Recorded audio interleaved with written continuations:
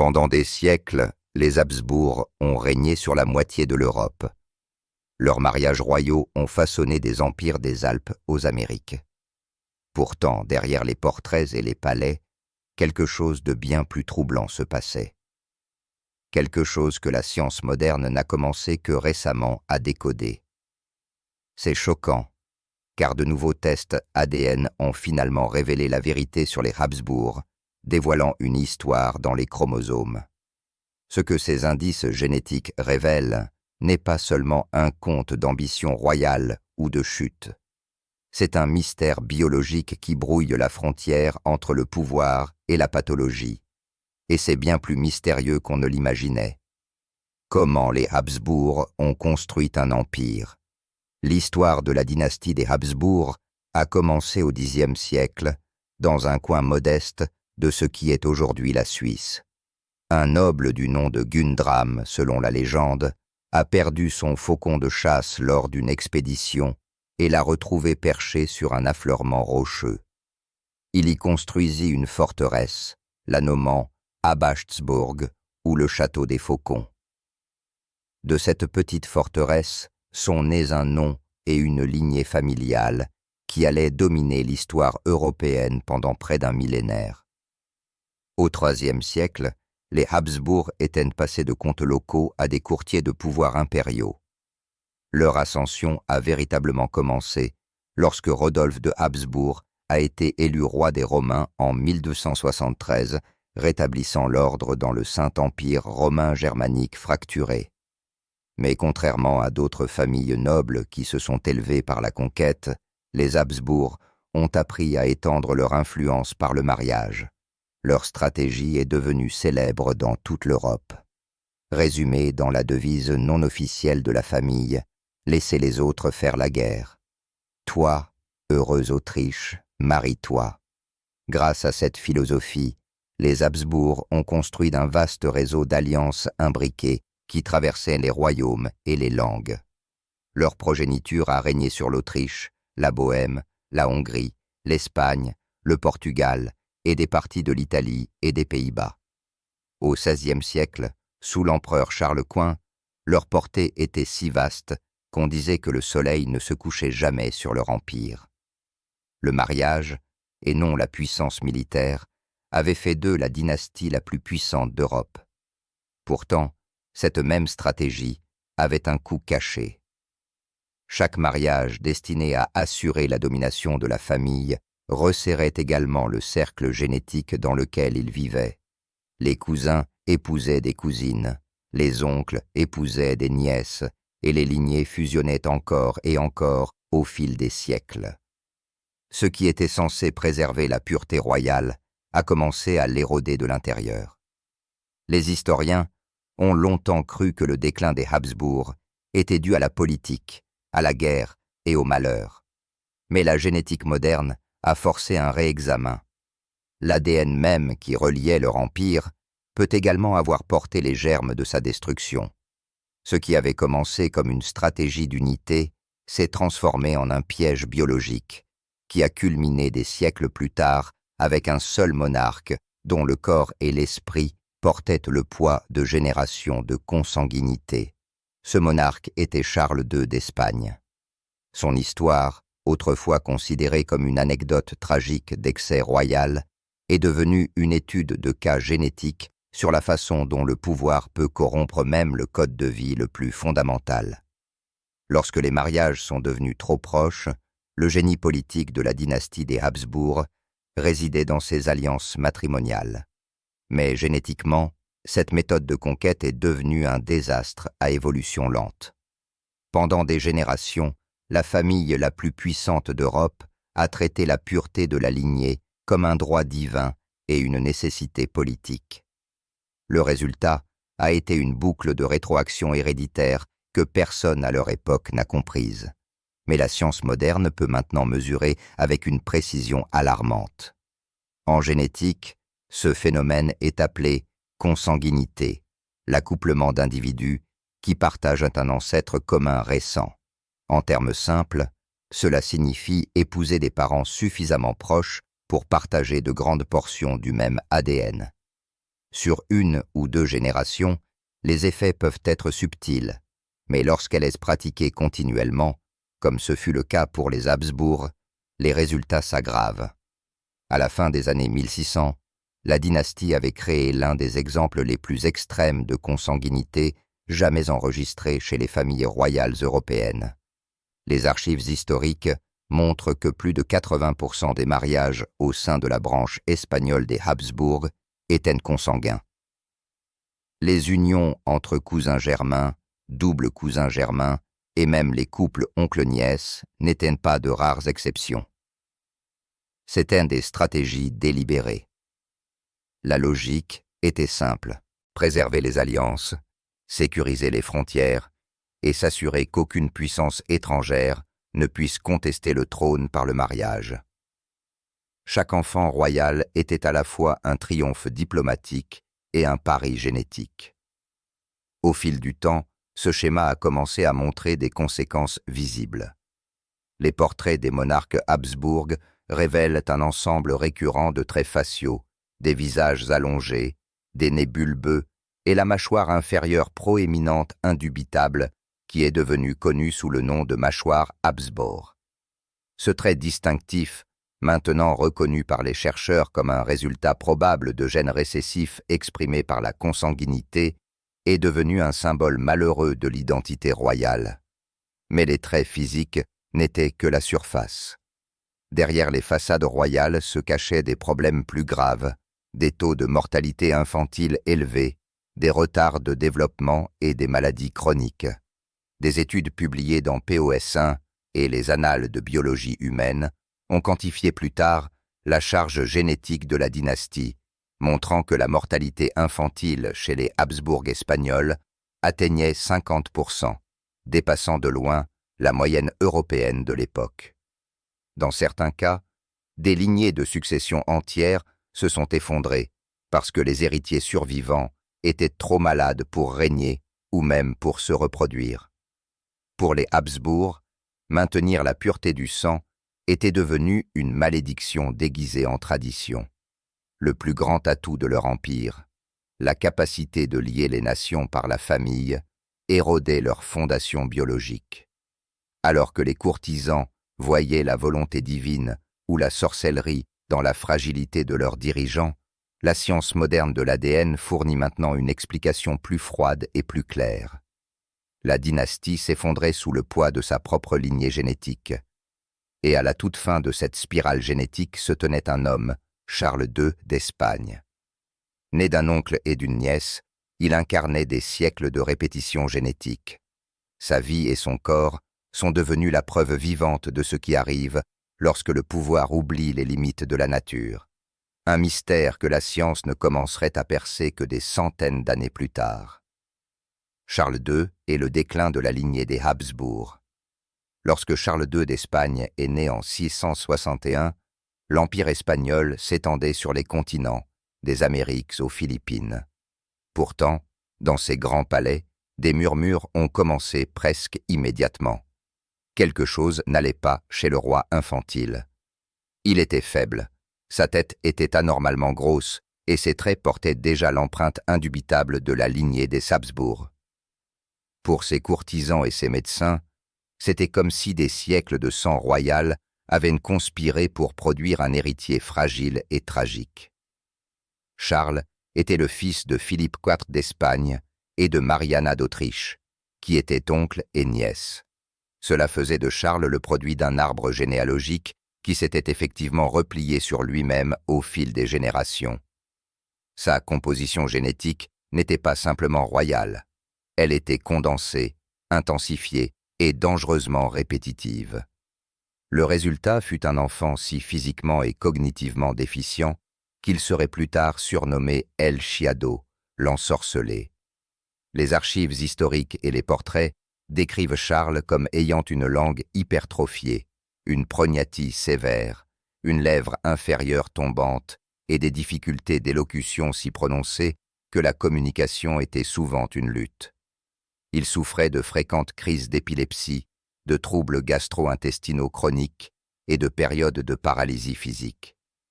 Il n'a pas marché avant l'âge de 4 ans. ni parler clairement avant presque le même âge. Pendant la majeure partie de sa vie, il a paru beaucoup plus jeune que son âge réel. Un roi rabougri, président, un empire en déclin. Pourtant, malgré ces symptômes, sa cour a attribué son état à des forces surnaturelles. Dans l'Espagne du XVIIe siècle, la médecine et le mysticisme étaient entrelacés. Beaucoup croyaient que Charles avait été ensorcelé par des ennemis de la couronne ou maudit par Dieu pour les péchés de ses ancêtres. Il a subi des exorcismes et des purifications rituelles. Ces maux étaient traités comme des manifestations d'influence démoniaque plutôt que d'héritage biologique. Derrière le voile de la superstition, cependant, les conséquences politiques étaient immenses. L'Espagne était déjà en déclin, ses finances tendues, ses colonies agitées et sa puissance militaire déclinante. Un monarque fort aurait pu stabiliser la situation, mais Charles était souvent trop malade pour régner et chaque tentative infructueuse de produire un héritier a aggravé la crise. Au fur et à mesure que sa santé se détériorait, l'influence de l'Espagne en Europe s'est également détériorée. La dynastie qui avait autrefois uni les royaumes était maintenant au bord de l'extinction. Lorsque Charles II mourut sans enfant en 1600, à un peu moins de son 39e anniversaire, cela marqua plus que la fin de sa vie. C'était la fin de la branche espagnole de la dynastie des Habsbourg. Sa mort a déclenché la guerre de succession d'Espagne, remodelant la carte politique de l'Europe. Pourtant, le mystère plus profond, la véritable cause de ces nombreuses affections, est resté irrésolu pendant des siècles. Les historiens et les médecins ont débattu pour savoir s'il souffrait d'une maladie, d'une punition divine ou de quelque chose d'autre. Ce n'est qu'avec l'arrivée de la génétique moderne qu'une nouvelle possibilité émergerait, à savoir que l'explication de la vie et de la mort de Charles II ne réside pas dans la magie ou le destin, mais dans l'héritage microscopique de son propre ADN. Ce que les tests ADN ont finalement révélé. Des siècles après la mort de Charles II, les historiens, les médecins et les généticiens disposeraient enfin des outils nécessaires pour examiner la vérité derrière sa souffrance. Les résultats, une fois analysés à travers le prisme de la génétique moderne, étaient stupéfiants. Les tests ADN ont finalement révélé la vérité sur les Habsbourg, et ce qu'ils ont révélé n'était pas simplement une confirmation de la consanguinité, mais son ampleur. Les données ont montré que l'obsession de la dynastie à préserver sa propre lignée avait poussé la génétique humaine à ses limites. Étant donné qu'aucun échantillon vérifié des restes de Charles II n'a encore été séquencé, les chercheurs se sont appuyés sur la reconstruction généalogique. En utilisant les mariages bien documentés de la famille Habsbourg, les scientifiques ont construit un arbre généalogique de 16 générations de plus de 3000 individus, couvrant du XVe au XVIIe siècle. Ce pédigree massif leur a permis de calculer le coefficient de consanguinité de Charles II, F, un nombre qui exprime le degré de similitude génétique des parents. Les résultats étaient presque incroyables. Le coefficient de consanguinité de Charles II était d'environ 0,254. 254, la même que la valeur attendue pour un enfant né d'une union frère-sœur. Pour le contexte, même la progéniture d'un oncle et d'une nièce présente généralement un coefficient de 0,125. En d'autres termes, Charles II était 2 fois plus consanguin que ce que la probabilité génétique permettrait normalement d'un seul mariage de ce type. Son ADN était le reflet parfait de la stratégie matrimoniale séculaire des Habsbourg, génération après génération, pliant le même jeu génétique. Une modélisation plus poussée a révélé une autre couche de preuves.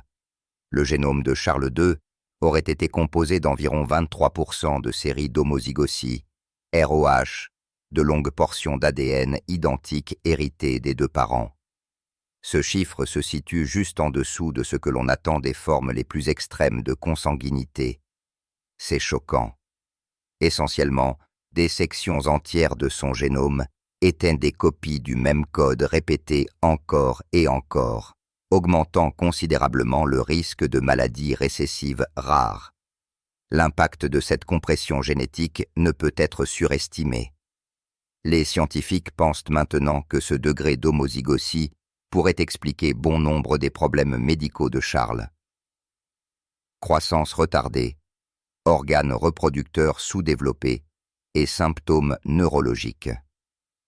Certaines études pointent vers des combinaisons potentielles de maladies rares qui pourraient causer à la fois ses difformités physiques et son infertilité. Ces résultats n'ont pas seulement confirmé ce que les portraits laissaient entrevoir, ils ont réécrit la compréhension médicale de toute une dynastie. L'histoire génétique des Habsbourg est devenue l'un des exemples les mieux documentés de déclin héréditaire dans l'histoire de l'humanité. Leur dynastie s'était en fait effondrée sous le poids de son propre ADN. Pourtant, même avec toutes ces données, le mystère n'est pas entièrement résolu.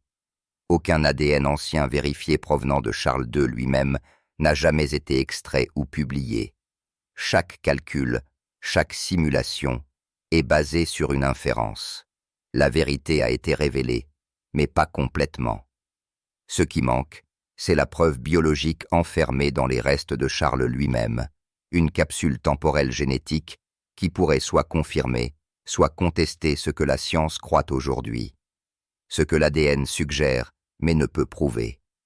Les preuves génétiques entourant les Habsbourg sont parmi les plus étudiées de l'histoire royale. Pourtant, elles restent curieusement incomplètes. Les scientifiques ont cartographié le labyrinthe généalogique de la dynastie, effectué des simulations et modélisé les probabilités. Mais en ce qui concerne l'ADN direct, il y a toujours un espace vide. Le corps de Charles II d'Espagne, enterré profondément sous le monastère de l'Escorial, n'a jamais fourni d'échantillons génétiques vérifiés. Cette absence signifie que ce que les tests ADN ont finalement révélé est en vérité une approximation puissante, un portrait éclairé peint sans le dernier coup de pinceau crucial. Des chercheurs de l'Université de Saint-Jacques-de-Compostelle ont proposé que les conditions de Charles II pourraient être le résultat de 2 troubles récessifs hérités des 2 côtés de sa famille. Le premier déficit, combiné en hormones hypophysaires, aurait pu provoquer un retard de croissance et des organes sexuels sous-développés. La seconde, l'acidose tubulaire rénale distale, pourrait expliquer ses problèmes gastro-intestinaux persistants, sa faiblesse musculaire et sa fragilité générale. Ensemble, ils expliqueraient sa détérioration physique et son incapacité à produire un héritier. Mais cela reste des hypothèses, des modèles construits sur des données de pédigree plutôt que sur des preuves moléculaires. Sans ADN authentifié provenant directement de la source, il n'y a aucun moyen de confirmer lesquels, le cas échéant, de ces conditions Charles a réellement porté. Même après des siècles d'études, le cas du dernier monarque Habsbourg reste à son cœur un mystère médical non résolu. L'incertitude est accrue par la question de savoir si l'analyse basée sur les portraits, qui a guidé une grande partie de la discussion, peut réellement refléter la biologie. Les peintres de la cour adoucissaient souvent les difformités par respect pour leurs sujets royaux. Si les proportions d'une mâchoire Habsbourg étaient ajustées, quels autres détails auraient pu être effacés des archives visuelles de l'histoire? Il y a aussi le problème de la contamination et de la préservation. Exhumer les restes de Charles II pourrait théoriquement fournir les données manquantes. Mais après plus de 300 ans, l'extraction d'ADN ancien non contaminé est un défi technique et éthique. Toute tentative nécessiterait non seulement l'approbation de l'État, mais aussi la coopération de l'Église catholique et des institutions royales espagnoles, une alliance improbable compte tenu des sensibilités historiques impliquées. Et ainsi, le mystère persiste. Les modèles génétiques suggèrent que le déclin des Habsbourg était biologiquement inévitable. Pourtant, Tant que des preuves directes ne feront pas surface, Charles II restera une énigme suspendue entre l'histoire et la science. Les données nous disent comment cela aurait pu arriver. Mais sans preuve ADN directe, cette théorie ne peut être considérée comme un fait. Pour une dynastie qui cherchait autrefois à contrôler chaque mariage, chaque alliance et chaque héritier, il est approprié que son secret final ne réside pas dans les archives ou les salles du trône d'Europe, mais dans le code silencieux de son sang. Charles II était-il ensorcelé, malade ou mal diagnostiqué? Même avec les preuves que fournit la génétique, l'histoire de Charles II refuse de se cantonner aux limites de la science. Son règne est toujours assombri par la superstition, le mythe et la manipulation politique. Pour ses contemporains, ces afflictions ne pouvaient s'expliquer par la médecine ou l'hérédité. Elles devaient être le résultat de quelque chose de non naturel. Au XVIIe siècle, la vie religieuse et politique de l'Espagne était imprégnée de mysticisme.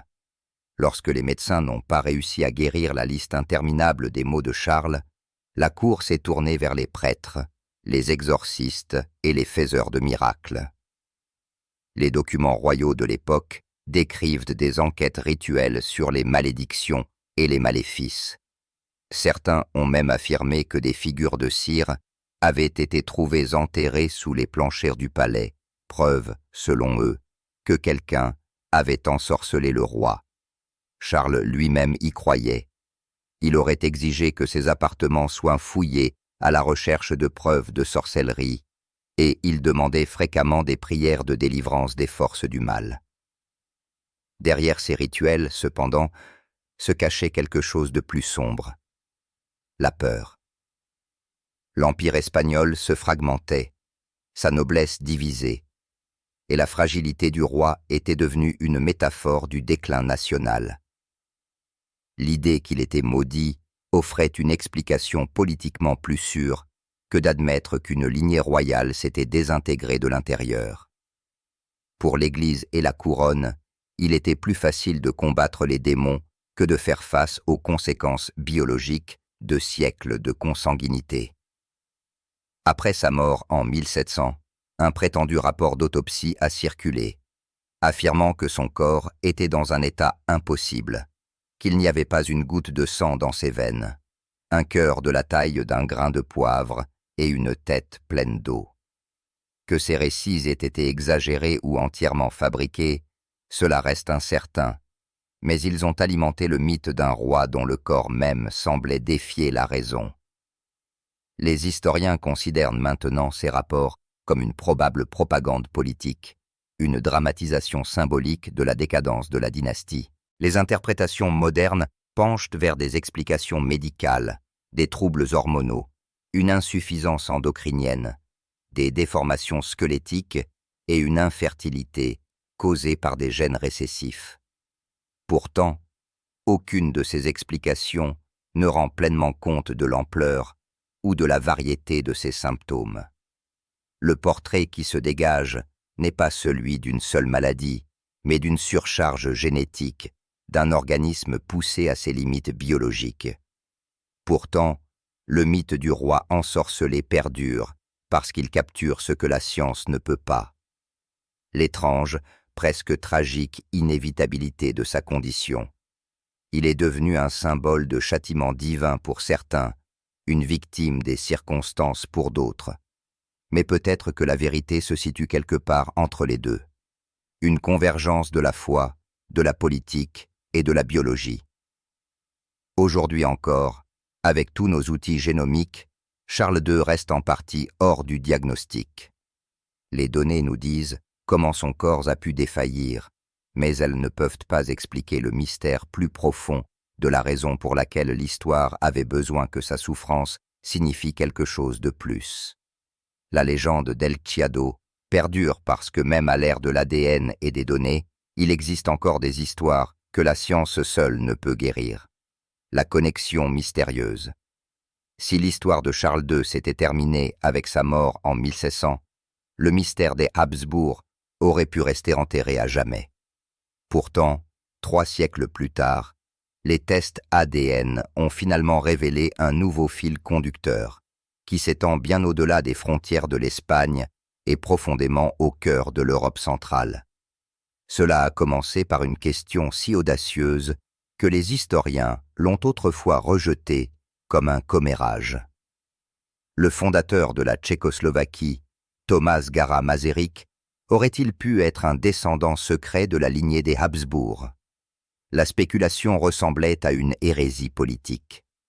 Masaryk, né en 1850, était célébré comme le père d'un État tchèque indépendant, un homme qui s'est libéré de l'ombre de l'Empire austro-hongrois. Pourtant, une théorie discrète persistait selon laquelle sa mère, Teresia Kropatschik, qui travaillait comme cuisinière dans un domaine des Habsbourg, l'aurait conçu avec nul autre que l'empereur François-Joseph lui-même. Pendant des décennies, cela est resté une rumeur invérifiable jusqu'à ce que la technologie génétique offre un moyen de l'attester. Une équipe de recherche tchèque a commencé à analyser le matériel génétique provenant des effets personnels de Masaryk, y compris des vêtements conservés dans les archives des musées. Le plan était d'extraire l'ADN résiduel et de le comparer d'abord à celui de ses descendants confirmés, puis aux membres de la famille Habsbourg vivants ou à des artefacts biologiques tels qu'un mouchoir taché de sang ayant appartenu à l'archiduc François-Ferdinand. Si les séquences génétiques correspondaient, cela signifierait que l'un des leaders tchèques les plus vénérés était en fait né de sang impérial. Les tests, bien que prudents, avaient des implications explosives. Si cela s'avérait vrai, cela relierait la lignée de Masaryk au même ADN qui a défini et condamné Charles d'Oe des siècles plus tôt, le code des Habsbourg réapparaissant discrètement chez l'homme qui a contribué à démanteler leur empire. Cela démontrerait également comment les vestiges de la génétique royale peuvent persister à travers les nations et les siècles, cachés à la vue de tous. Il reste à voir si les résultats confirmeront ou infirmeront ce lien. Les historiens se disputent sur l'éthique, tandis que les scientifiques avancent prudemment pour éviter le sensationnalisme. Mais le pouvoir symbolique du test est indéniable. La même dynastie qui a autrefois régné sur la moitié de l'Europe par le mariage et l'héritage voit maintenant son histoire revisitée non pas dans les couronnements ou les guerres, mais dans les laboratoires et les bases de données génomiques. L'ironie est profonde. Pendant des siècles, les Habsbourg ont gardé leur lignée comme sacrée et inviolable. Aujourd'hui, à l'ère de l'analyse ADN, leurs secrets de famille sont dévoilés pièce par pièce grâce au développement d'une science capable de lire leurs erreurs génétiques. Du tombeau de Charles II à un musée de Prague, l'histoire des Habsbourg continue, non pas par le pouvoir ou la politique, mais par le langage codé de la vie elle-même. Ce que les Habsbourg nous enseignent sur le pouvoir et l'ADN. La chute des Habsbourg n'a pas été causée par une seule bataille ou rébellion. Elle a été inscrite lentement dans leur ADN. Ce qui a commencé comme une stratégie politique pour unifier l'Europe par le mariage a évolué en une expérience biologique sur la distance qu'une famille pouvait étirer sa propre lignée avant qu'elle ne se fracture. La dynastie qui semblait autrefois destinée à régner pour toujours s'est effondrée sous le poids de son héritage génétique. Les généticiens modernes considèrent maintenant les Habsbourg comme une étude de cas extraordinaire sur le déclin héréditaire. Les siècles de mariage consanguin de la dynastie produisent des données qui reflètent ce que nous savons aujourd'hui de la génétique des populations.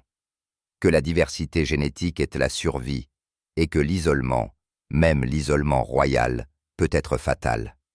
La fixation des Habsbourg à préserver le sang pur a ironiquement assuré que leur lignée prendrait fin. La mort de Charles II sans héritier n'était pas simplement une tragédie personnelle, c'était une fatalité biologique. Pourtant, leur histoire résonne bien au-delà du XVIIe siècle. Au XXIe siècle, l'analyse ADN est devenue la nouvelle forme de généalogie, dévoilant des secrets que l'on croyait autrefois perdus dans le temps. La même science qui a révélé l'effondrement génétique des Habsbourg permet maintenant aux gens ordinaires de retracer leur propre ascendance, de découvrir des liens cachés et même d'identifier les risques héréditaires pour la santé. Pourtant, malgré ces progrès, le mystère des Habsbourg persiste, jamais complètement résolu en raison de la pièce manquante du puzzle. Le plus grand mystère de la dynastie, la vérité biologique exacte de son dernier roi, reste partiellement voilée, comme si l'histoire elle-même refusait de livrer tous ses secrets. Chaque test ADN nous rapproche, mais jamais tout à fait de la conclusion. Aujourd'hui, leur histoire se dresse comme un miroir. Elle nous oblige à affronter ce que signifie rechercher la perfection politique, sociale ou génétique, et ce qui est perdu dans le processus. Elle nous rappelle que sous chaque titre et chaque trône, le même code fragile détermine le destin. Pensez-vous que les Habsbourg ont été victimes de leur propre ambition, ou simplement la preuve que même les plus puissants ne peuvent échapper aux limites inscrites dans leur ADN? Faites-nous part de vos réflexions dans les commentaires. Merci d'avoir regardé. On se retrouve dans le prochain épisode.